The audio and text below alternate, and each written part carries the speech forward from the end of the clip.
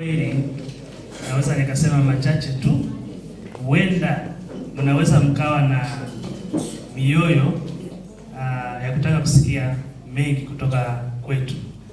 Sasa mimi ningependa niseme machache tu. Wakati Funkan inafika niseme nchini Tanzania, sasa niseme ninyi mliokuwa hapa leo mna bahati nzuri sana.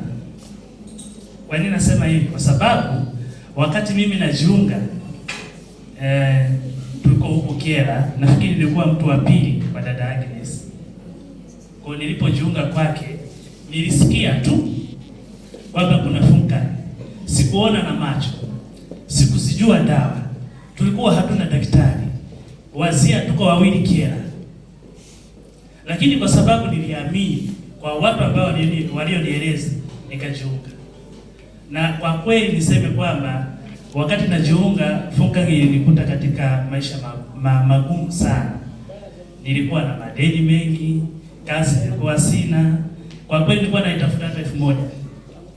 Lakini nilipojiunga nikahangaika. Unajua kitu ambacho kama hakipo kwenye maeneo yenu, kuamini watu inakuwa ni ngumu sana.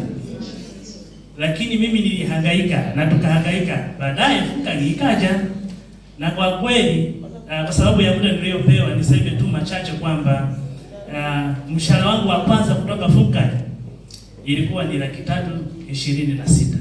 Lakini hiyo wakati tumeenda, tulikuwa na kiongozi vino wakati amefika, tunaenda stationary, nikasema, na kwa kweli nilikuwa siwazi kama nitapata hiyo hela. Mimi kama nafikiri kama wewe naweza nikapata laki, wenda laki na nusu. Lakini wakati tunaenda stationary kiongozi alinificha. Tulipofika stationary akaniambia kwamba ikitoka bonus list ndio nitakuonyesha.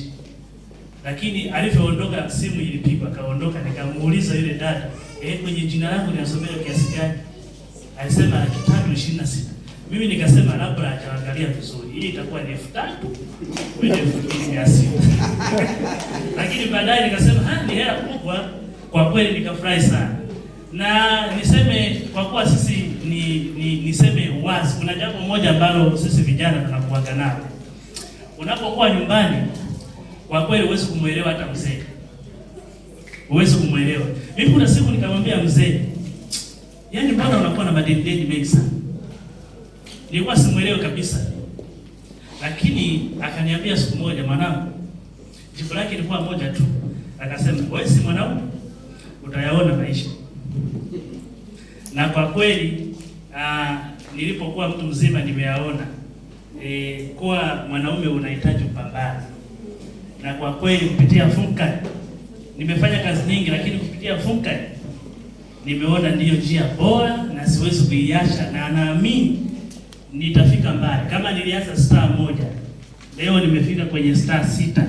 Na mshahara wangu wa kwanza ulikuwa 336, alafu ukaja 400 na kitu, alafu ukaja 600 na kitu, na leo nipo star 6. Huku kwingine kikweli siwezi kuambia.